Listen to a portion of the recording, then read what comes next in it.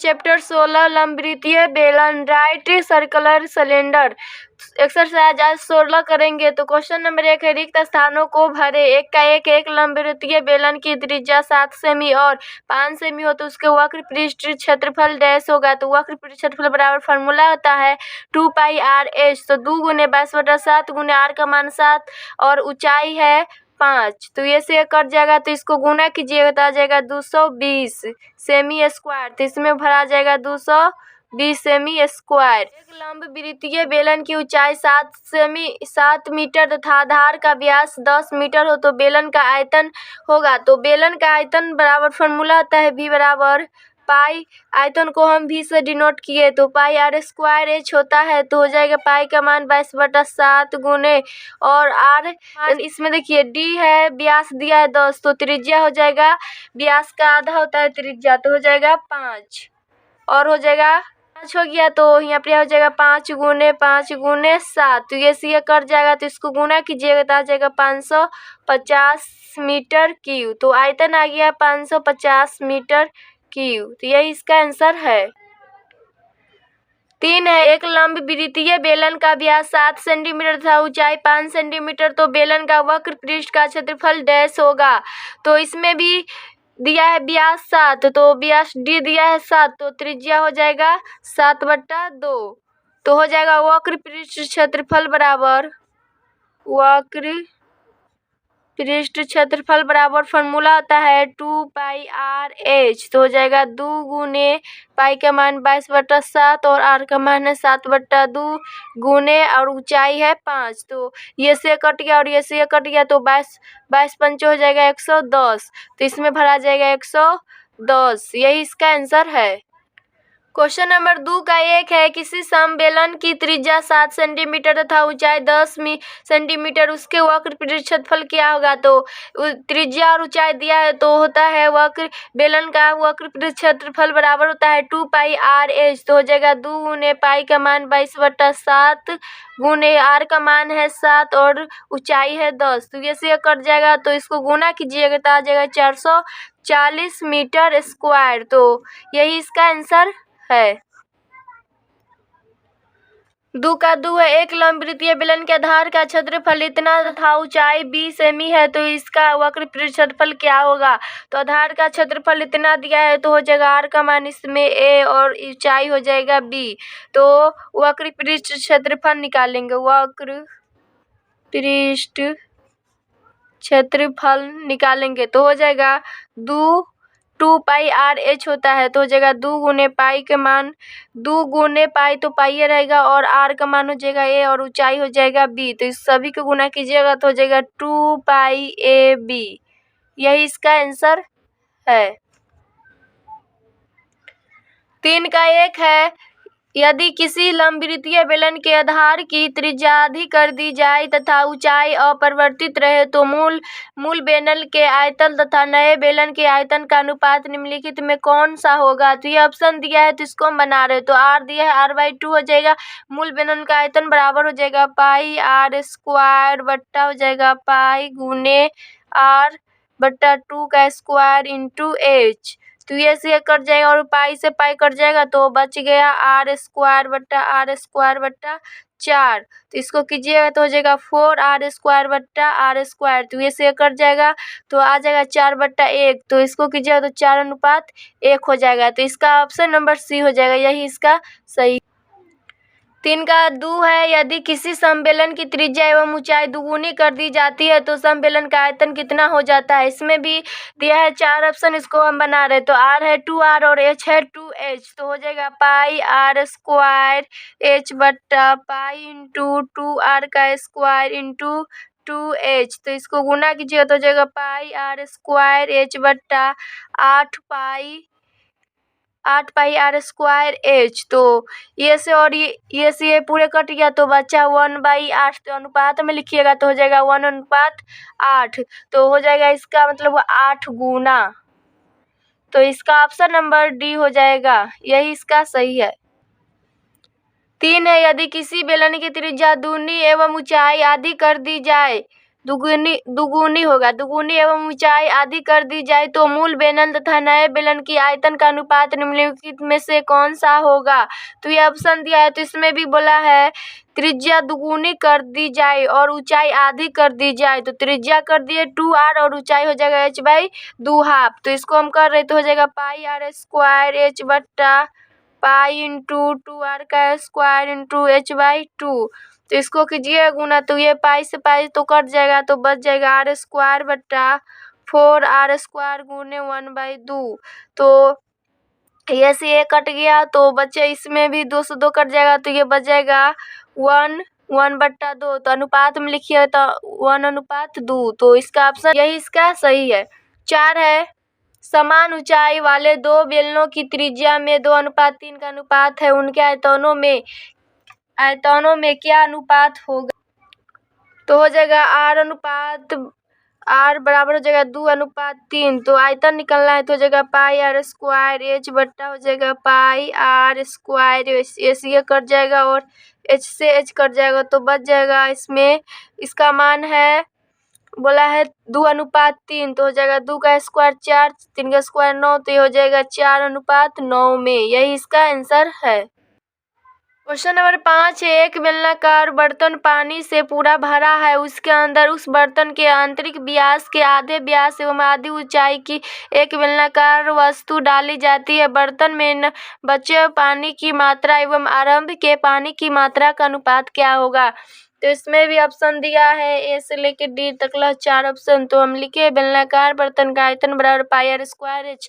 तो बर्तन में डाले गए बेलन का आयतन निकालेंगे तो हो जाएगा पाई गुने r/2 का स्क्वायर गुने h/2। तो इसको कीजिएगा तो हो जाएगा पाई r स्क्वायर h/8। तो बर्तन में शेष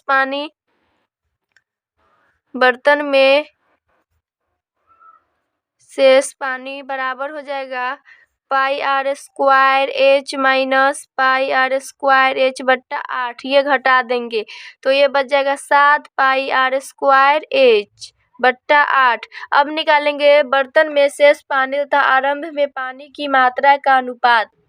तो ये लिख दिया, चूंकि बर्तन में शेष पानी तथा आरंभ में पानी की मात्रा का अनुपात तो हो जाएगा 7 पाई r स्क्वायर h/8 तो फिर बट्टा पाई r स्क्वायर h। तो ये से ये कट गया तो बचा 7/8। तो अनुपात में कीजिएगा तो हो जाएगा 7:8। तो इसका ऑप्शन नंबर ए हो जाएगा सही, यही इसका आंसर है।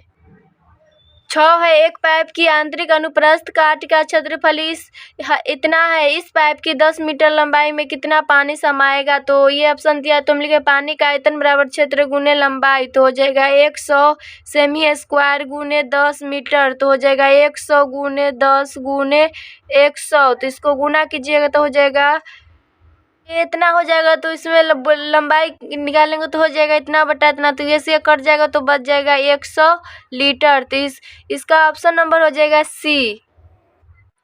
क्वेश्चन नंबर 4 है, एक लंबवृत्तीय बेलन के आधार की त्रिज्या इतना और ऊंचाई इतना है। तो बेलन का एक में दिया है वक्र पृष्ठ क्षेत्रफल निकालने के लिए 2 पाई r h होता है। तो इस पर बैठाएंगे तो हो जाएगा 2 गुने 22/7 गुने 14 गुने 30।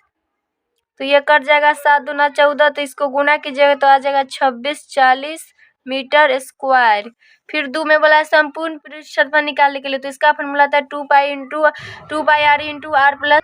तो हो जाएगा 2 गुने पाई का मान 22/7 और r का मान है 14 और हो जाएगा r प्लस 14, 14 प्लस 30। तो हो जाएगा इसको 7 दूना 14 ये कट जाएगा। तो इसको कीजिएगा तो हो जाएगा 88 गुने 44। तो इसको गुना कीजिएगा तो हो जाएगा 387 सेमी। यही इसका आंसर 37 38 72 आएगा। 4 का 3 है, आयतन इसमें निकलना है। तो पाई r स्क्वायर h होता है आयतन। तो पाई का मान हो जाएगा 22/7 गुने और r का मान है 14। तो 14 गुने 14 गुने और ऊंचाई 30 है। तो ये हो जाएगा 7 दूना 14। तो इसको काटा होगा कि 18 480 सेमी क्यूब। यही इसका आंसर है। क्वेश्चन नंबर 5 है, एक समबेलन का वक्र पृष्ठ का क्षेत्रफल इतना है और इसके आधार का व्यास इतना है। तो बेलन की ऊंचाई ज्ञात करें। तो ये डी दिया 28। तो त्रिज्या हो जाएगा 14। तो हो जाएगा बेलन का वक्र पृष्ठ क्षेत्रफल दिया है ये। तो इसका फॉर्मूला होता है 2 पाई r h बराबर है 10 56, तो हो जाएगा 2 गुने पाई का मान 22/7 गुने r का मान हो जाएगा 14 और ऊंचाई नहीं है तो ऊंचाई को ज्ञात करना है, तो 1056। तो ये 7 दूना 14 कर जाएगा, तो ये सभी ऊंचाई को बराबर कीजिएगा तो हो जाएगा 1056/88 जो कि ये कर जाएगा, तो ऊंचाई आ जाएगा 12 सेमी। यही इसका आंसर है।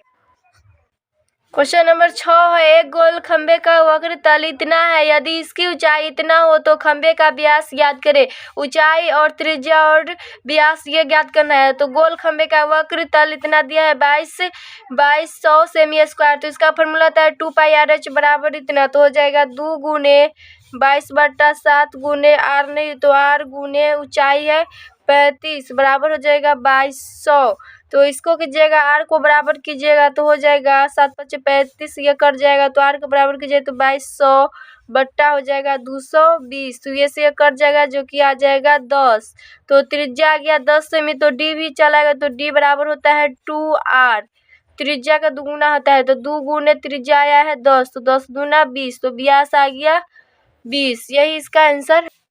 क्वेश्चन नंबर 7, यदि किसी बेलन का आयतन को भी से इसमें डिनोट किया, तो आयतन उसका वक्र पृष्ठ ए तथा आधार की त्रिज्या r हो तो सिद्ध करें 2b बराबर ar होता है। तो बेलन का आयतन होता है πr²h, तो इसमें दोनों तरफ गुणा करेंगे तो आयतन को हम भी से डिनोट कर ले तो हो जाएगा 2b बराबर हो जाएगा 2πr²h, तो हो जाएगा 2b बराबर हो जाएगा 2πr/h इंटू r, तो हो जाएगा 2b बराबर हो जाएगा AR, तो 2b बराबर AR चला है, यही प्रूफ करना था। क्वेश्चन नंबर 8 है, किसी लंबवृत्तीय ठोस बेलन के धार की त्रिज्या इतना ऊंचाई इतना, इस ठोस को गलाकार 2 सेमी त्रिज्या तथा 1.2 सेमी ऊंचाई वाले कितने लंबवृत्तीय बेलन बनाए जा सकते हैं। तो बेलन की संख्या बराबर ये लिखे, तो हो जाएगा पाई गुने r है 4 गुने 4 गुने 3 बट्टा, फिर हो जाएगा पाई गुने, अब हो जाएगा त्रिज्या 2, तो 2 गुने 2 3/2, तो ये कट जाएगा ऐसे और 2 दूना 4 कट जाएगा और पाई से पाई कट जाएगा तो आ जाएगा 8। यही इसका आंसर है, 4 दूना 8।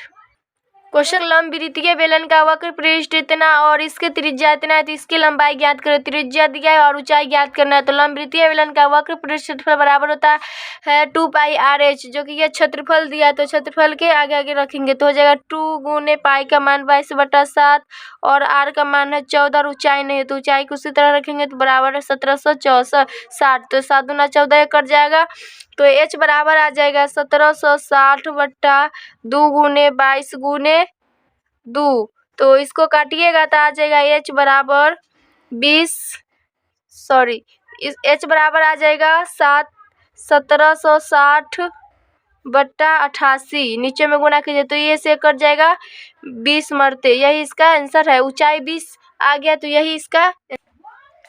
क्वेश्चन नंबर 10 है, एक बेलन का व्यास इतना और ऊंचाई इतना है, एक में दिया है बेलन का वक्र क्षेत्रफल निकाले, तो इसमें व्यास दिया है 28, तो हो जाएगा त्रिज्या 14, तो 2πr/h होता है, तो 2 गुने हो जाएगा 22/7 गुने त्रिज्या तो हो जाएगा 14 गुने ऊंचाई है 20, तो ये से कट जाएगा 7 दूना 14, तो इसको गुना कीजिएगा तो आ जाएगा 1760 सेमी स्क्वायर। यही इसका आंसर है। 2 है, बेलन का संपूर्ण पृष्ठ क्षेत्रफल इसमें निकाला, तो 2πr into r plus h होता है, तो हो जाएगा 2 गुने 22/7 गुने r का मान 14, फिर हो जाएगा 14 प्लस 20, तो इसको ये 7 दूना 14 कट जाएगा तो आ जाएगा 88 गुने 34, तो ये गुना कीजिएगा तो आ जाएगा 2992 सेमी स्क्वायर। यही इसका आंसर है।